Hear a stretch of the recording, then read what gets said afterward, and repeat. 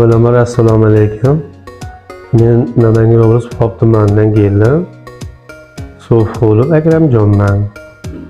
O'tgan 24-yili chap ko'zimda etini oldirib, qanaqa og'riqsiz, yaxshi, shifokorlar qo'li yengil, keyin kataraksiya qildirganman. U 7-8 minutda operatsiyadan chiqqanmiz. Yaxshi shifokorlar. Endi bu yil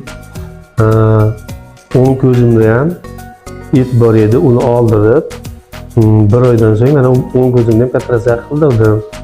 Yaxshi holati, ko'rishlari ilgarigidan 80-90% yaxshilangan. Yaxshi. Doktorlar mana shu Ujuza ko'z klinikasida qildirdim. Shifokorlar qo'li yengil, qo'llari dard ko'rmasin.